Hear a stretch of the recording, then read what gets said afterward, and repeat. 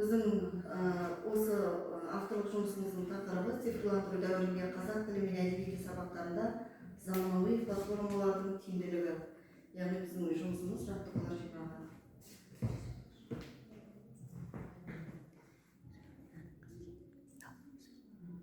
Біздің жинағымыздың мақсаты 4-5 сынып оқулықтарындағы модуль тақырыптарын авторлардың төл шығармаларымен сабақтастыра отырып, қазақ тілі мен әдебиеті сабағында заман талабына сай озық әдіс-тәсілдерді игерту болып табылады.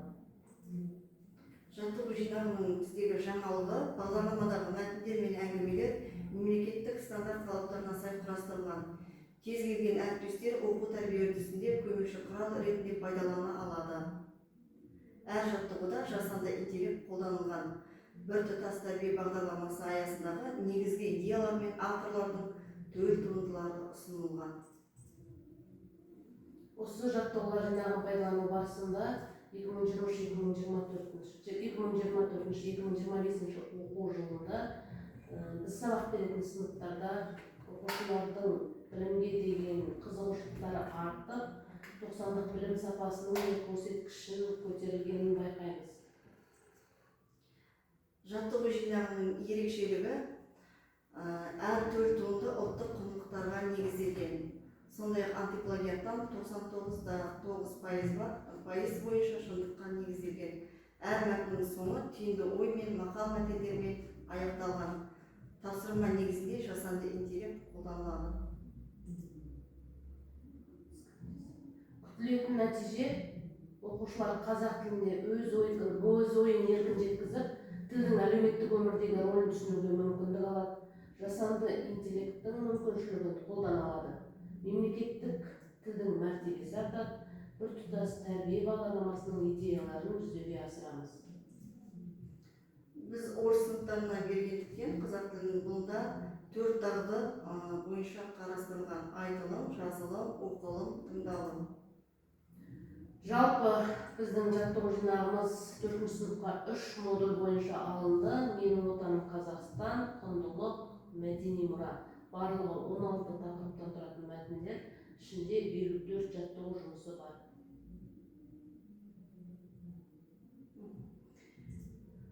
Жасанды интеллекттің көмегімен кез келген мақалды суретке айналдыруға болады. Мысалы, мұнда берілген мына бірінші суретте қандай мақал жасырынған деп ойлайсыздар? Адам, дән, сіздердің кері байланыс болсын кішкене.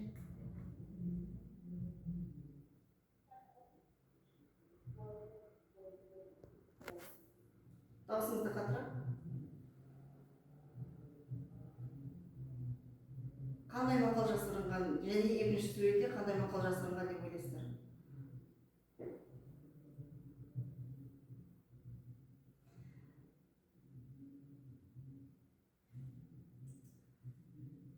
Бірінші суретте еңбектің наны тәтті, жалқау.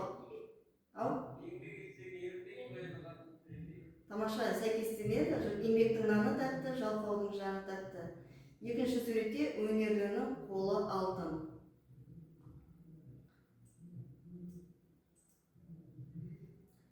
Келесі тапсырмада, мысалы, мәтін беріледі. Ол мәтінді жаңа басында айтып өттік. Өзіміздің төл туындымыз, мысалы, менің осы тапсырмам 5-ші сынып оқушыларына арналған шағын көлемді әңгіме. Ол барлығымызға таныс Wordwall платформасы арқылы сілтемеге өтіп, QR-код арқылы ақпараттың дұрыс екенін белгіле дейді. Сабақ барысында осы тапсырманы орындаған кезде оқушылардың қызығушылықтарының өте жоғары екенін байқадық.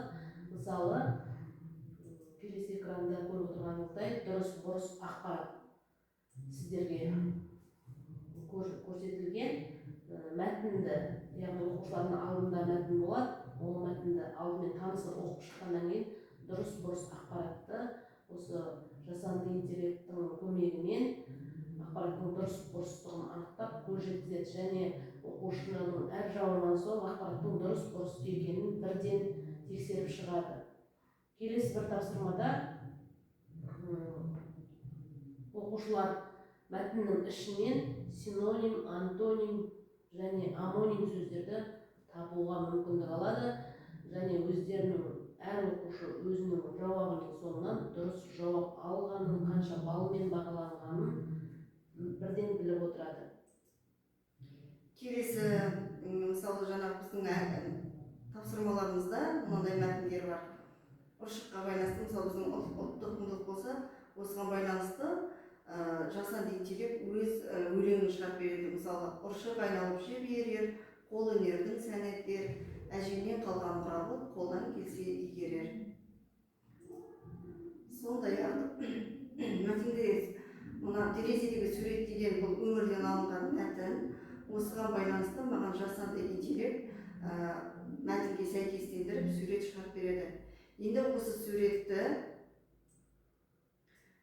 суретті жаңағы басқа да платформаларға салып, мынаны жандандыруға болады. Сонда оқушының қызығушылығы артады. Мысалы, Rainbow платформасы арқылы мына артында тұрған бала әжесін келіп құшақтайды.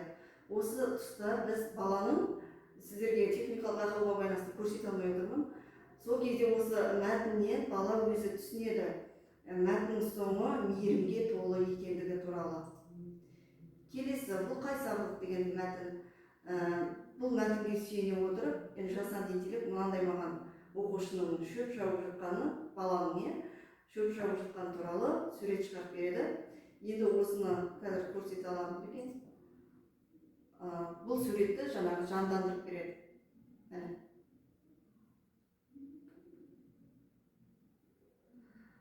Осындай ұтымды тұстар бар, міне осылай оқушыларды қызықтыруға болады.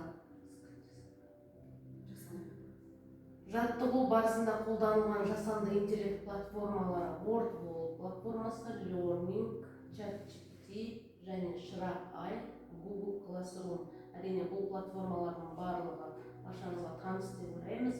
Сабақ процесінде оқушылардың пәнге деген қызығушылығын арттыру мақсатында қолдануға өте тиімді платформалар деп айтуға болады. Бұл авторлық бағдарлама орыс сыныптарына барша қатысқан әріптестерге үлкен алғыс білдіреміз. Тағы да сұрақтарыңыз болса.